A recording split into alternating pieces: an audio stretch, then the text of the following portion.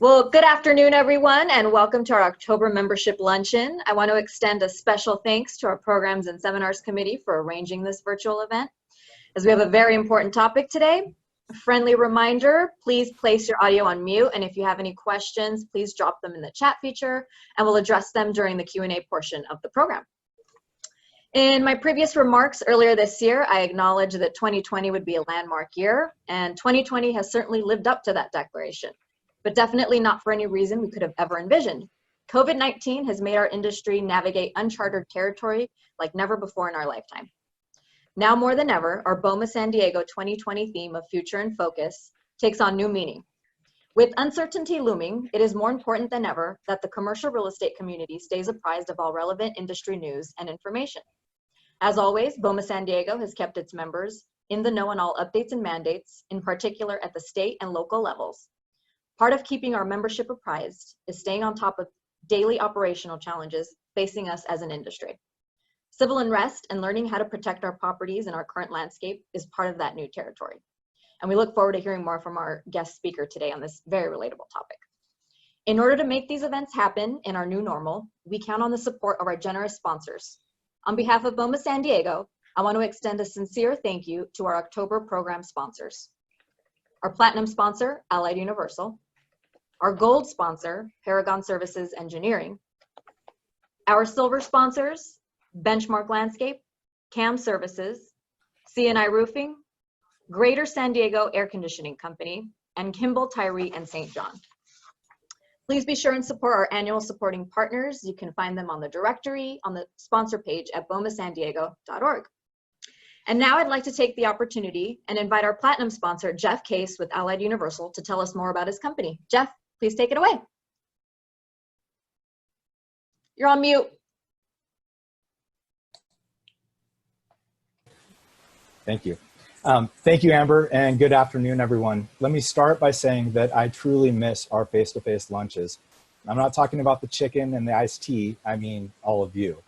While I've seen some of you, I miss the social interaction and the opportunity to connect outside of work with a large group of like-minded professionals. And I appreciate what BOMA has done to keep us all connected.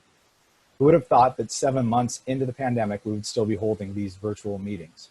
I know we're all anxious for a return to normalcy.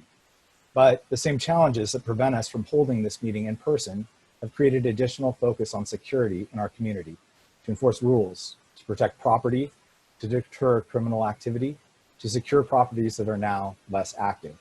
Our team, the Allied Universal San Diego team, has risen to those challenges. Despite the crazy labor market, despite challenges with decreasing budgets, with roughly 4,000 employees in San Diego, Allied Universal works relentlessly to ensure we are there for you, our BOMA members, associates, clients, and friends. We have a quick video segment that provides an overview of the security services we offer, from government contracts to HOAs, universities, and of course the cornerstone of our company, commercial property. Enjoy the video, and please reach out to me if your company is in need of better security.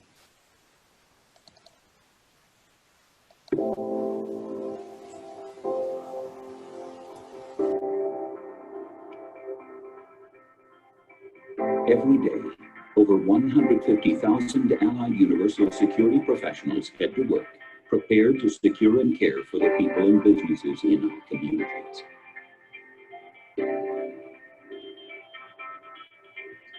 They are responsible for protecting more than 20,000 client sites across North America, covering multiple specialty sectors such as higher education, healthcare, and corporate campuses.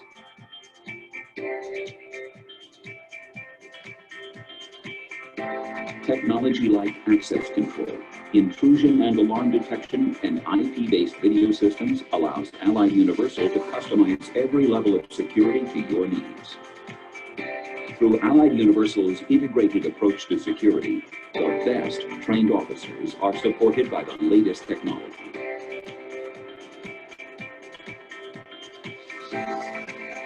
This union enables both proactive planning and the most responsive security programs in the business. From Allied Universal's Monitoring and Response Center, our clients receive the right combination of real-time analytics, event-based technologies, and the latest in situational awareness from our GSOC as a service. This enables our security intervention specialists to provide around-the-clock monitoring to give you peace of mind. We prepare you for the unexpected. Trust Allied Universal. We are there for you.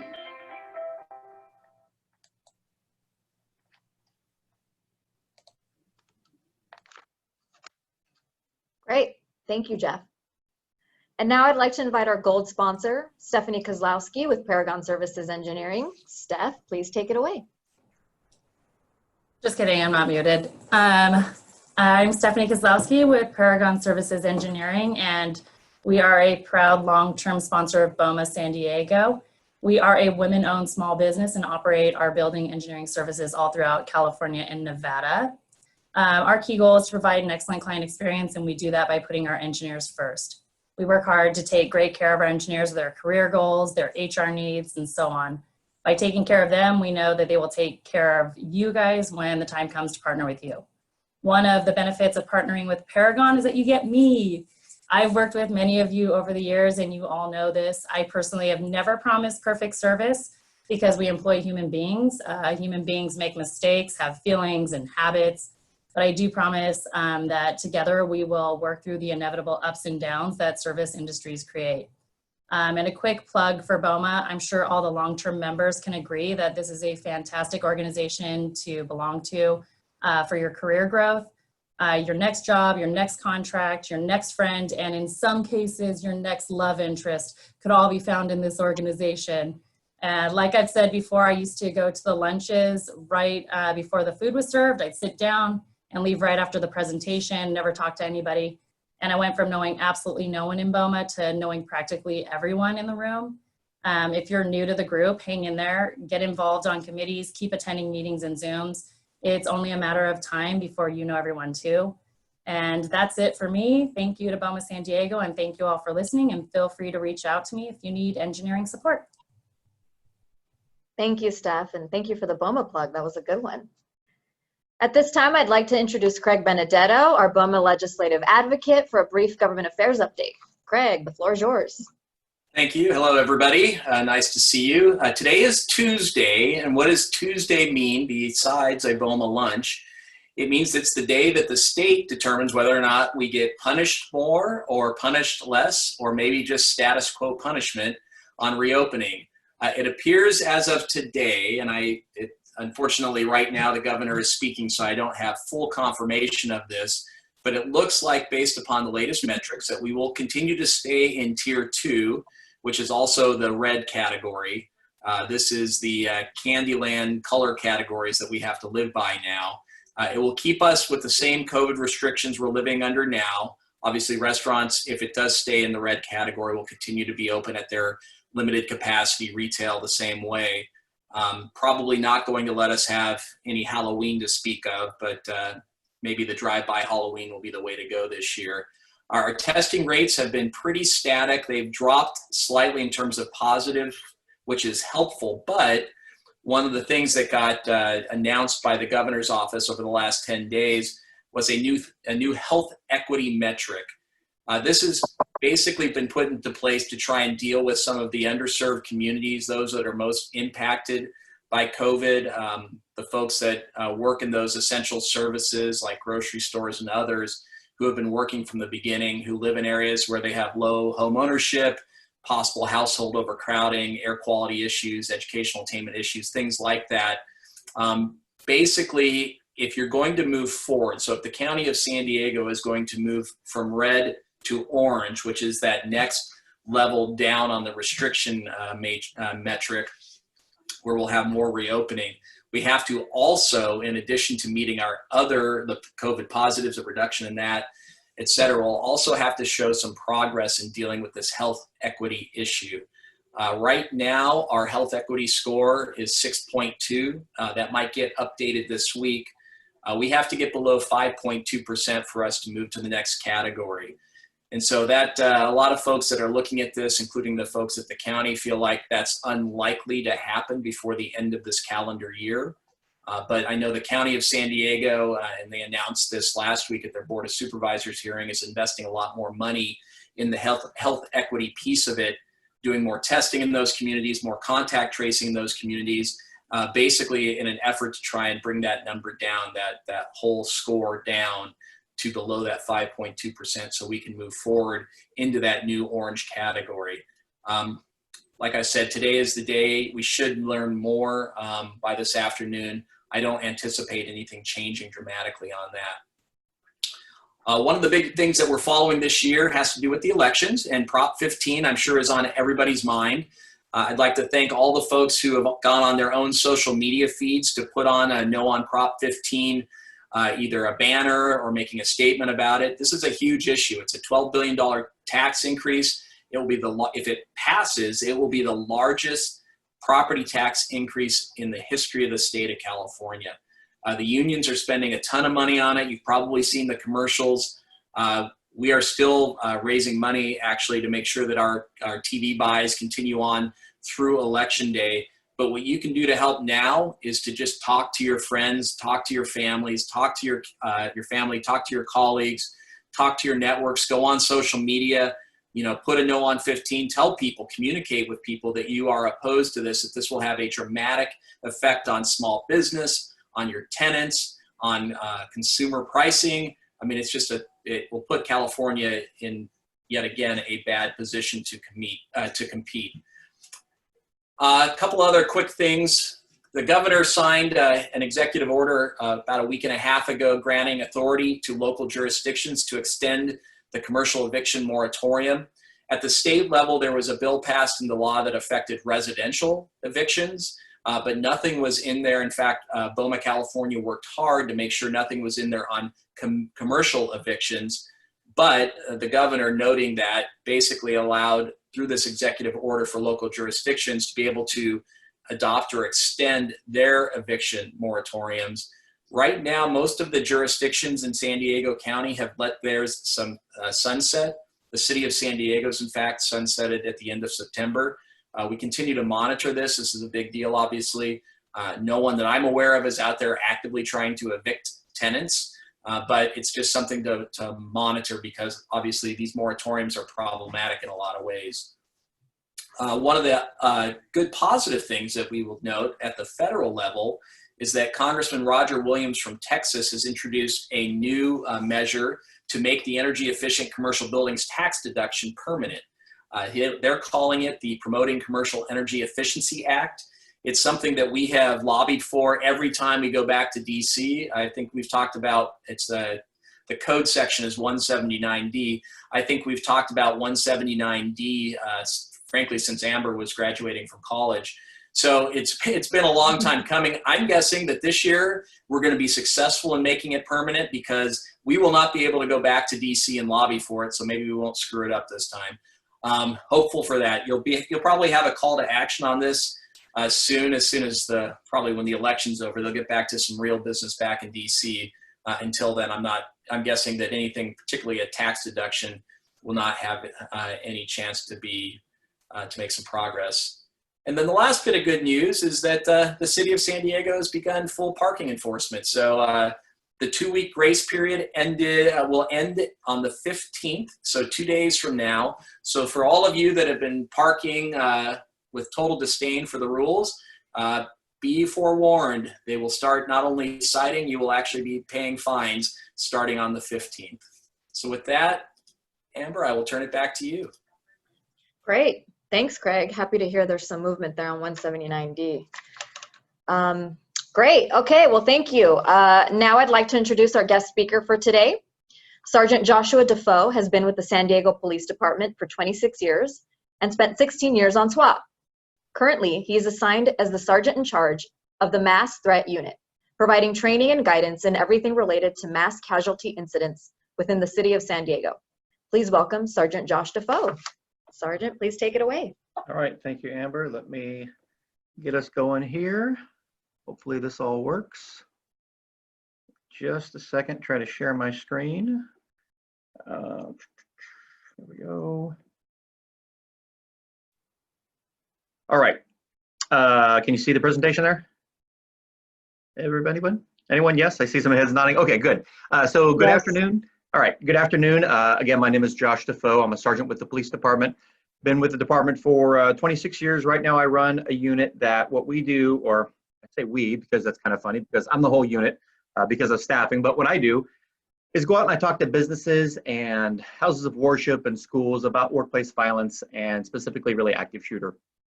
The presentation I'm going to give this afternoon is similar to one that I gave to Qualcomm a couple years ago, and I've given lots and lots of presentations to pretty much any business you can imagine, and I've been fortunate to work with BOMA for the past 3 or 4 years until unfortunately the COVID hit with a lot of good drills that hopefully some of you guys had a chance to attend. So I'm just going to start off with preparation for you guys. And although I talked about kind of what to expect when the police get here, this is kind of, it's important that we go back and kind of talk about what you guys are doing for your staff. So first is, how do you notify people in your business that something would be happening?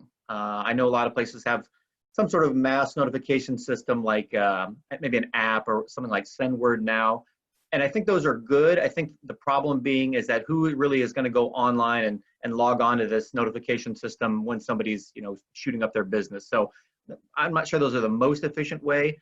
I would say the best way, if you had the ability, would be some sort of overhead page that everybody would have access to from their desks. So making sure everybody knows how to do that, they could just grab a phone and put out what was happening. I've been to a lot of businesses where we talk about what, so they can overhead page, but a lot of the employees don't know how to do that. They're like, well, I thought it was *73. No, it's 40. So what I say is if you have the ability to put that on the phones, because what we find is people, seems kind of hard to believe, but when people get super stressed out, they can't remember anything, and they can't remember how they're supposed to overhead page. So putting that on your phone system so all the employees know it. Give thought to whether you have any folks with access or functional needs.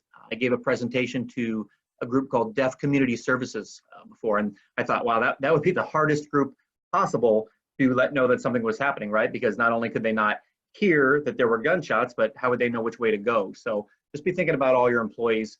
Along with that, you guys have any areas where people might not be able to hear those notifications? I did a lot of work with a bunch of television stations and radio stations, and they obviously have call centers and places where people are in soundproof rooms. They're not going to hear that overhead announcement necessarily. So just how that information is going to get to everybody. And then what announcement you guys are making. I know, especially hospitals, they really like to use like code silver and code green. They've probably got like 10 different codes they could put out because they don't want to alarm people. But really, even DHS is saying that to go away from any sort of cryptic code about something happening. Just the active shooter or the person, they know that they're in the building, obviously. So our goal is to let everybody else know as quick as we can. So typically what we say is, active shooter or a person with a weapon, wherever they are in the building. And then we say for you guys to say, take appropriate action, okay? Because I don't know what's appropriate for your employees where they are. We'll talk about run, hide, fight in a minute, but I think we're potentially sustaining a little bit of liability if we tell everybody to lock down and they could have gotten out and something happens to them. So just a plain English announcement is really all they need. As far as calling 911, I'm sorry, let me back up. We'll talk about training for your employees. So what training do they get? Signs and symptoms of folks having a difficult time at work, especially, and I was thinking about this, getting ready for this presentation is, what if somebody said or did something on Zoom now? How would you guys handle that? I know that one of the local school districts was dealing with a kid who flashed a gun, and though it turned out to be a fake gun, that's certainly something we have to think about. So having your employees understand, kind of the signs and symptoms of when employees are having a difficult time. For HR, how are you guys letting people go? Are you, and it's of course dependent on how they've been terminated, but are you having them come back to the building and get their stuff? Are you taking the stuff out to them? So that's always a concern as well. And then the training for the employees specifically. So I have a training that I give, and I've given it to thousands of people here in San Diego County. Some places I go to, they have heartache with run, hide, fight. They don't like the term fight. So I mean, you could phrase that in probably 10 different ways, and I've been to every class out there and know how it's all said. But really, this is what it boils down to, right? I would say your employees need to have some sort of training. and they need to know that if they can get out of wherever they are, that should be their best bet, okay? I talk about when I give my regular presentation, and if you guys are interested in having me come out at some point when we're done, my information will be on the end, the closing slide, but I talk about knowing 2 ways out of wherever your employees are, right? And that exit doesn't have to be a door, it could be a window. Even at my office where I am, I'm on the 2nd floor, but even if I had to get out, you know, we talk about, hey, you know, could you have some sort of ladder or some way to let yourself down, or even, heaven forbid, you jump out of that 2nd floor window and break your leg. Well, I guess, you know, if the alternative is much worse, then a broken leg isn't too bad. Then if they're not able to get out, we would tell them to find a place to hide. All right, so finding some good solid room, looking at the doors, how do the doors open? Do the doors open outward or inward? Can they be locked from the inside? Can they barricade those rooms?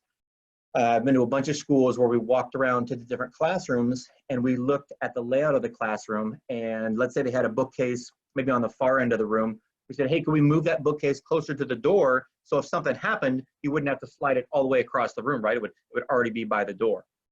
And then lastly, unfortunately, whether we kind of call it fight or defend yourself, or however you want to phrase that last one, you know, your employees might have to do something. That person's coming in the room, you know, thinking about what sort of improvised weapons around the workplace they could use. And there's lots of innocuous things. I always talk about fire extinguishers. They're a great tool. Not only, you know, could you potentially bonk them on the head with it, but you could spray them in the face and distract them. So, you know, making sure your employees have some sort of training to be prepared. I'm actually surprised how many places I go and they say, well, we have on our onboarding process, we have, you know, we talk a lot about, you know, sexual harassment and stuff like that, but there really isn't any workplace violence. Well, I think that we're kind of opening ourselves up if there's no training there. So then one other thing that I do if I was to go out and visit your business is I would actually call 911 from your office.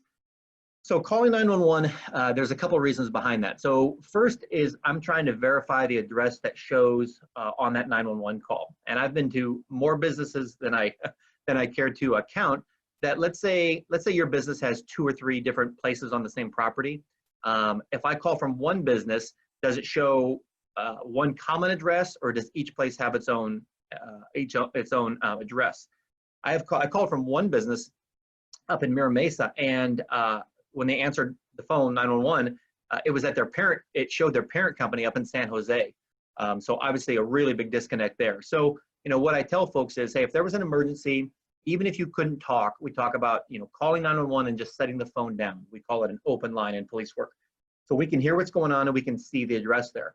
But if that address doesn't show where you're at, then obviously that's no good. You know, I know a lot of people have cell phones. These can be traced by us. It's not to the exact address right now, but it's kind of the general area, so it's better than nothing. But you know, knowing the address of your office, and again, it seems funny, but I talk about Qualcomm. It doesn't help me if you call and say, hey, I'm at Qualcomm, someone's shooting up our office, because we've got, like, you know, 60 buildings and 40,000 employees. So, and I guarantee, having spent a lot of time there, that a lot of their employees don't know their address. They're like, oh, this is the QL building. I go in here all the time. I'm like, well, that doesn't help if you call 911.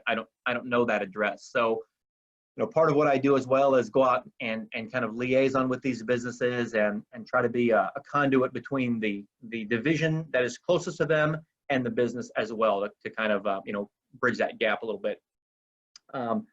Also talking about the fire alarm and the evacuation procedures. So probably a lot of you guys, if the fire alarm is pulled, or if there is a fire alarm, everybody goes to some sort of reunification point. And the only downside to this, and we hate to have to talk about it, but is if the employee knows that and they're gonna wait at that place to harm everyone. So what I talk about is having more than one evacuation place. So maybe, you know, the front desk goes to one spot, and you know, widgets go somewhere else, and receiving goes somewhere else. And I hate to say it, so we're not as much of a target, but it's so we're not as much of a target. And we really kind of saw that down in Florida when that kid pulled the fire alarm, because he knew everybody was going to come out and they were all going to line up on the field, and that's where they would be. So, you know, just kind of thinking about that. Again, it's terrible to have to think about, but that's unfortunately is part of my job. So one other thing that you could do as well when I come out, we would talk about having law enforcement do a walkthrough of your property. Now, probably most of the people that are on this call right now don't have any of the first 2 things on here. That you probably don't have any radioactive material or a vivarium in your building. But we've done a lot of work with places in San Diego County that have these items, and it's important that our officers know where these places are. Now, you probably do have a lot of chemicals in your place, where those things are stored, and would any of these things be a hazard for our folks if we went there? Part of what I do as well is kind of facilitate, like I said, the nexus between our station and you guys, and getting maps of your facility. If you're willing to part with them in PDF format, I can enter those or have them entered into our computer. So if there were an emergency and we had to go there, we would already have a map of your place, which would be handy. I'll talk about more of that on the one of the next slides. Do you guys have any secure places or vaults? We did a lot of work with like NASCO, or not NASCO, SPAWAR, I guess it's NAVWAR now, and a few other companies that have secure rooms that cannot be accessed, and nobody has access to those. So if there was an emergency in there, kind of how would we get in there, and how would we handle that sort of problem? And then, you could open up your business, depending on, obviously, on the size of it. We have a lot of places who, they tell our officers, hey, if you have to write reports, come by and sit in our cafeteria, get yourself a soda, have some coffee, just kind of see our business. And really, as far as a walkthrough, again, if one of those officers, let's say you said, hey, bring your officers over for a tour, 5 or 6 of them. If one of those officers was the one that responded to an incident at your business on that day and knew the layout of your place, it's going to be way better than if the officers had never been there. And probably, unfortunately, unless there's a crime or something bad happening, our officers really don't have any reason to go to your business. So inviting the officers there, and again, I can facilitate that if you want to say, hey, the officers can come. We have a room where they could sit. It's air conditioning when it's hot, and just kind of relax. And although a lot of places get all leery because there's a police car in front, and then like what's happening. So just an option for you guys. As far as our response to this is a big issue, especially up in the Sorrento Valley area. These businesses don't have a regular way to get inside, right? You need a key code or a fob to get in there. Well, we don't have those things. And if we got to your business and nobody was outside, now typically what I tell our officers, and I would tell your employees, is if you get outside, find an officer, give them your key card so they can find their way around. Because we can smash down your doors and windows, but that's really not super efficient. I know after we did, if any of you guys were involved in the active shooter drill we did at the Emerald Plaza in the West End downtown, after that, the West End, they put in a box for us where we have access to get basically key cards for their building. Sempra Energy downtown, they will, if there's an emergency, they have 2 main entrances. They will come out and meet us with a go bag that has key fobs, that has maps, that has everything we would need to get inside their building and work through some sort of a problem that was happening in there. Those maps, that emergency evacuation map you see there on the right, I would tell you guys, if you have, you probably have those on your wall, probably in the lobby. If you have the ability, put like 10 or 12 of those in the lobby behind that little plastic thing, because our officers are going to come in the building. They're going to take that map to find their way around, and then there's going to be no more map for the next person. So if they grab that map now, hey, there's more for anybody else. And the teams could look at that map and figure out, hey, where are we in relation to this building? Where do we need to go? Et cetera, et cetera. So those maps are pretty helpful for us. If you have the ability, this is an overhead shot of El Capitan High School. So I talked to businesses too about putting their addresses on the roof of the building. So kind of hard to see, but each building here is numbered. So there's a top right, there's a 600 building, the 700 building down here. So the bottom line is, again, like I said, if someone teacher called and said, I'm in the 600 building and somebody's shooting, and I got to El Capitan High School, for example, or even a high school in the city of San Diego, Hoover High, for example, I don't know where those buildings are. I mean, I have no idea. So our helicopter will probably be there in fairly short order, and they can fly over the school and look down and let us know. I know Cathedral Catholic, they have letters on the roofs of their building. If you were to look on Google Earth, you could see that. So if you own the building, and I understand the logistics, if you don't, you're just a tenant, but definitely something, even I've flown with our helicopter unit, all the high-tech stuff they have in there, nothing beats them just looking out the window and seeing those addresses up on the roof, especially if you're in, say, a business park where maybe there's a bunch of businesses. It can be kind of funky to figure out where you are. That would be helpful for them. So what's going to happen when we get to your place if, heaven forbid, there is an active shooter? Probably the toughest pill that people have to swallow is that we are going to, our first job is to stop the suspect that's killing people. And interestingly enough, that photo was taken at our BOMA drill up in Cerno Valley. But our job is to stop the person that's killing people. And by that, those officers are not going to stop and help anybody that's hurt. I know that when we have done these drills before, and we have, I'll use air quotes because you can't see me, we have victims laying in the lobby. People are really upset afterward that nobody stopped to help them. And unfortunately, nobody is going to stop until we can stop that suspect. I mean, if we allow that person to hurt or kill a dozen people and we save 2 or 3, then that's really, those aren't really good numbers. So we are going to bypass victims. We're going to go inside and we're going to search for that suspect. There's going to be probably a bunch of different agencies, meaning us and the sheriffs and highway patrol, but we are going to go past the victims. And then once we get enough people inside, helping those for looking for the suspect, then we can help people that are injured. We will work with the fire department with something called Rescue Task Force. If you've had a chance to come to any of the drills, you've seen the fire department participating. And basically the Rescue Task Force is a way that we can protect the fire personnel while they go inside and treat people. They will go in much further into these scenarios than they would in the past now with our protection. So that's something that we do as well. But again, none of that is going to happen until we have enough officers looking, trying to find the bad guy in there. So if you guys have security folks that work there, I know I've worked a lot with Jeff. I would really want them to be able to come out and give us the information. If you guys had a camera room, for example, that would be really important for us. I don't know obviously the size of everyone's business here, but some places have really robust camera rooms, and I would need your personnel to be in that camera room. It doesn't help me to look out and, well, I see a guy and he's walking by a cubicle and a door. Well, I have no idea where that is. So having those people in the camera rooms and giving the information to us, or at a minimum, just being able to help folks, and direct us to where the bad guy is. I don't expect any security, they're not police officers, to go and chase after these folks, but just to give us the best information that they can to help them out. And definitely think about that if you guys do have security. I know we've worked with a lot of places that maybe the security guard that works there all the time knows everything of what to do, but you know how it always goes. It's a security guard who, that guy got sick and now it's a new person this day. Are they aware of what the address is, where they're supposed to be? We've talked to businesses about, hey, maybe you have a little card with all the information about the business you can give to that security guard that has everything they need on it, like the actual physical address. Because again, it seems crazy, but if something were to happen, super stressful, people can't remember where they are, even their addresses. So something else I think is super important that I talk about, and I do wherever I go, is something called the 8 signs of terrorism. Okay, so these are things that you should be looking for. I would say not only at your at work, but really when we're out and about. Okay, before anybody does anything, not only active shooter, but even there's folks out there obviously who mean us harm. Before they do anything, there are signs and symptoms, things that we might see beforehand. All right, and there's 8 of them surprisingly, and I'm going to talk about those. The first one is surveillance.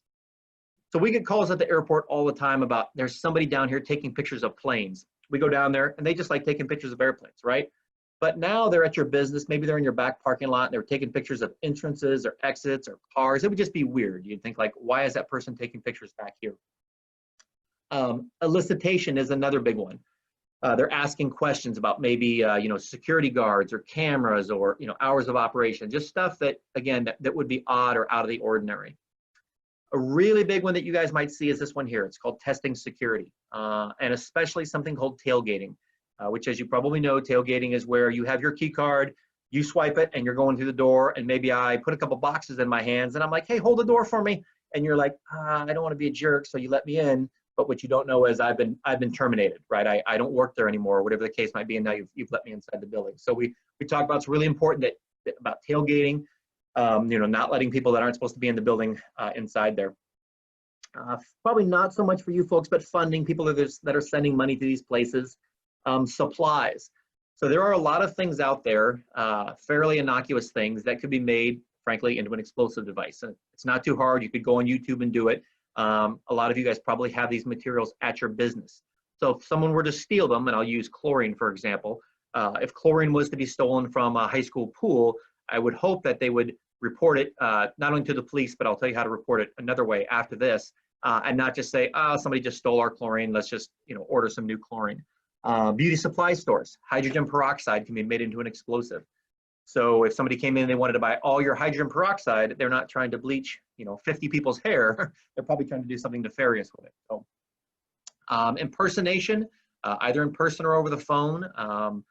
There have been a couple cases here in San Diego, and unfortunately, you could go on Craigslist when we're done here and find an ambulance for sale that looks just like a real ambulance, and buy yourself a uniform, probably online, and slip past a lot of people. So just kind of paying attention to people who are trying to be other folks. And then the last two, which are called rehearsal and deployment. It's getting a little bit late in the cycle. That's sort of they're practicing and then they're actually going out to do it. But people are like, okay, hey, I saw somebody at my office. He was asking strange questions. I took a picture of him. What can I do with that? Who do I even tell? So you could tell your security, and that would be important, of course, and maybe even call the police. But probably the most efficient way to get this information where it goes is to go online, and I'm going to show two versions. This is the desktop version of the San Diego Law Enforcement Coordination Center. We call it the LECC. And it's a fusion center that receives information from around the county, and then they decide what to do with it. So if you were to go there, on the left-hand side, it says submit a SAR. That SAR is a suspicious activity report.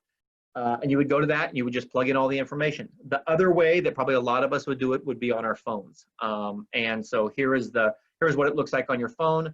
That first screen on the left pops up. Obviously the top one is for school threats, but the second one is a SAR, a suspicious activity report. If you were to click on that, it goes to the screen on the right. Same thing, enter all your information, submit it, it goes right to these detectives immediately. I would say, please submit things. We would rather get 1,000 things that are nothing than the one, and it happens all the time. People are like, it's probably nothing, and it turns out to be something. Okay, so please, that's their job. They get these things. If it seems suspicious, it probably is. Please let them know. And I let them know I'll provide, or they will, a PDF copy of this presentation at the end, so if you didn't catch these quite yet. And then lastly, something I think is super, super important to talk about is a program called Stop the Bleed. Stop the Bleed is a program that puts, they're called bleeding control kits into public spaces. These pictures here are from the San Diego International Airport. They're in the parking structure. They're in they're at the stadiums. They're at the convention center. I know you guys probably have a first aid kit at your office, but that's not gonna help anybody who has a serious injury. And I should have prefaced this like I usually do, but I forgot. By saying that this is not just for gunshot wounds, end of the world sort of thing happening at your office, okay? There's lots of ways that you could need this kit. Someone could be cut by glass, they could be hit by a car, there could be an injury of machinery, all of them requiring what's inside this kit. And this is where, if I was in front of you guys, I would pull it out and show you, but inside is a tourniquet, and there's gauze for serious injuries. You go to this class, if you were to go to this website here on top, the training is free. It's less than an hour. They will come out to your businesses and give it to you. There is a cost, of course, associated with buying the equipment or the stuff, but they would say, hey, have it in your home, in your car, at work. Really, really important. We've saved lots of lives as far as we as law enforcement in San Diego County. What I tell everybody, and I'll tell you, is if cops can do it, I know for certain that you guys can. So a really, really good program, that we have out there as well. All right, so if my timing serves me correctly, I'm just under my half hour. I didn't babble on too much. So now would be the time, I guess, I will stop sharing, and here I am. If anybody has any questions, or I don't know how they were going to be submitted to me, or if nobody has any questions, if anybody's even listening anymore, I would have no idea, would I? So. Well, I'll go ahead and read off any questions that will appear in the chat feature. So just a friendly reminder to everyone online here, go ahead and submit your questions on the chat feature and I will read them on. I have the first question here. Is there an app for SAR submittals or just the website? Well, it's not really an app as much. It's just the website. So if you were to open that up on your phone, it will. It's very user friendly. So, but yeah, it's the desktop website, and then you can do it on your phone. But it's basically just a phone version of it. Okay. And again, I think they're going to send out my contact information if any of you guys want to have me come out. Well, I don't know how that's working these days. I don't mind coming out because it gives me something to do. But if you want to do it Zoom wise or talk about your businesses, the only caveat being, of course, it has to be in the city of San Diego. But even if you just want to talk about it, oh well, look, I see questions popping up at the bottom. How exciting! Yep. asked about text to 911. We do not have text to 911 yet, but we will. I don't know the timeline for that coming, but we don't have it right now. Let's see. There was something before the minimum size of the building. Hopefully, Amber, you can see that. But Yeah. no, we'll come out. I don't care if it's. I've talked to places with 2 employees and 5,000, 10,000 employees. So any size business, I'm glad to come out to. I thought there was something about civil unrest there. Yes. So are you anticipating any unrest or protests or other terrorism related to the elections? Yes. I don't know about terrorism, certainly civil unrest. I mean, we're going to see that regardless of the outcome. Our department is getting ready for that. I mean, I gave a presentation not too long ago, specifically in regards to that. And I would just say, for your places to be prepared. Again, that it kind of gets back to that mass notification if something starts happening. If you guys see people, and I don't know how much time we have, but there's lots of things that protesters do or have that people maybe don't recognize as protest devices or things that they're going to use that maybe appear innocuous, but they're actually used by protesters. If you recognize or see that near your building, letting us know, making sure that you don't have like loose bike racks or trash, anything that they could pick up and use. Although a lot of them are bringing their stuff anyway. If you guys have the decorative rocks around your place, hopefully nobody does, but certainly those can be used. Yeah, unfortunately, I think we will see, like I said, regardless of the outcome, there will be, people who are upset because that's how people are. People have to be upset about something. So if you have specific questions about maybe your business or preparing it, certainly let me know. I thought somebody asked about if you accidentally call 911. Yes, you could just call back and say, well, actually, first off, they should call back. 911 would call you, and they'll just say, hey, someone called 911 from here. But if they don't for some reason, then you guys could call back and just say, hey, we accidentally called. Typically, that happens if your business if you have to dial 9 to get out, and people are trying to call Mexico, for example. We have that happen all the time. So. Okay, I have a few more questions. What is the best way to report rioting or vandalism like what occurred in March in downtown? I would just say call 911. That's an emergency. And then, kind of like we tell people, if you were to hear gunshots around your house, calling 911, that helps us kind of pin these things down. Because again, people are like, well, somebody else is going to call about those gunshots. Well, if everybody says that, then nobody calls, and then we don't have any reports. So yeah, if you guys see stuff happening or starting to percolate downtown, then yeah, definitely call 911. It will help us. Okay, and then I have another question. There are more concerns with civil disturbance and the damage to property. What is the best place to be aware of situational issues? Yeah, that's tough, only because a lot of this stuff, we find out about it. I would say just keep on social media, be looking around. If you guys have, I know a lot of businesses have folks that are, and you may not have them dedicated to it, but certainly, sifting through social media to see as far as, things happening around you. I know next door, I don't know if you guys have that, if that ability works, if there's something similar to that within the business world where you guys can communicate that way. Getting that information can be kind of difficult because a lot of them keep it kind of secret, right, until they go out because they know we're doing the exact same thing. So I guess that's just where, talking to your employees, letting them know, hey, if you guys see people start to, again, we get back to like, see something, say something.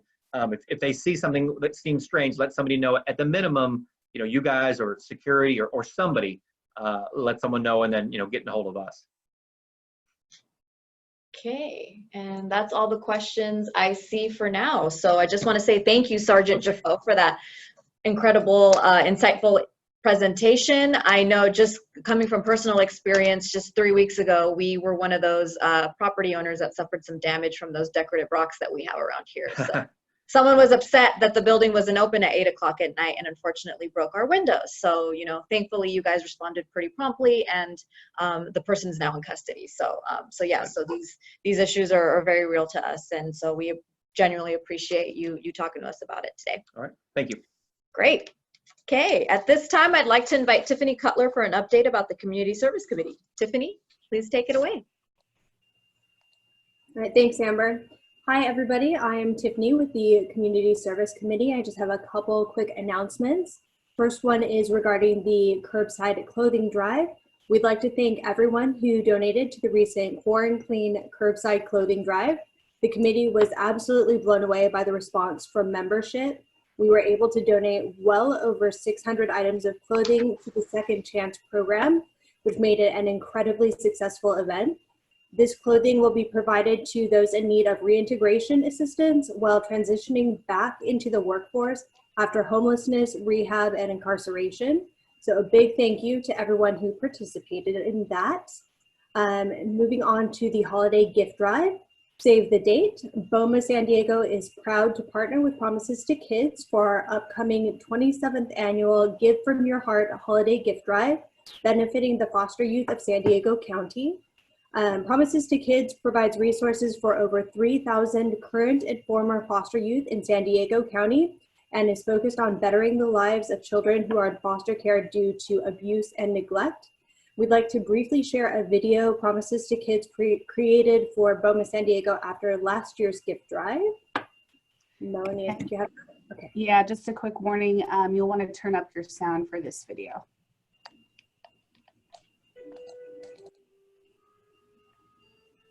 Hi, members of BOMA. This is Tanya, CEO of Promises to Kids. Just a quick message to let you know just how important you are to Promises to Kids. You guys rock. I know that you guys have so much energy to help and support our kids, whether it's through the backpack drive or the holiday collection for toys. We really appreciate everything that you're doing and helping us build a brighter future for San Diego foster youth. So we look forward to the continued partnership and keep rocking on. Hi, my name is Lola Mapa. I go to San Diego State and my major is public health. My name is Kaylin Coons-Pates. I go to Cal State San Marcos and my major is liberal studies. Hi, my name is Emilio Carranza Davis. I also go to Cal State San Marcos. I'm a communications major. We are all guardian scholars with Promises to Kids. And we just wanted to thank you for your commitment to foster youth. The impact you are making in the foster youth's life are creating a brighter future for all of us. So we wanted to wish you Happy holidays.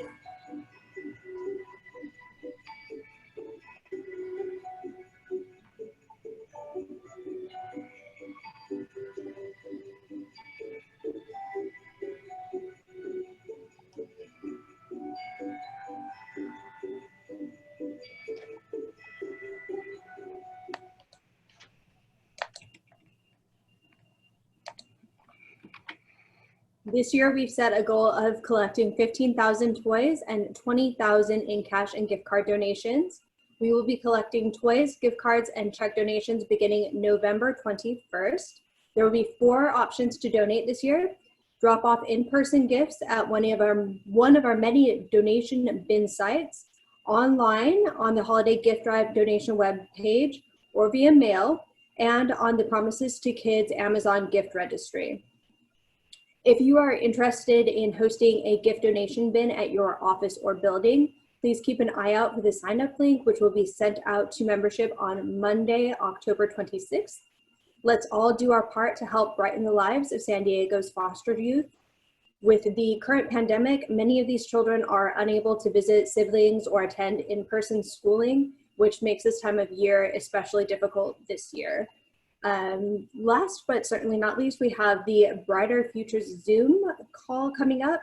If you are interested in learning more about BOMA's partnership with Promises to Kids, as well as what they do, who they help, we'd like to extend a very special invitation to join their Brighter Futures Zoom hour this Thursday, October 15th at 12:30 p.m.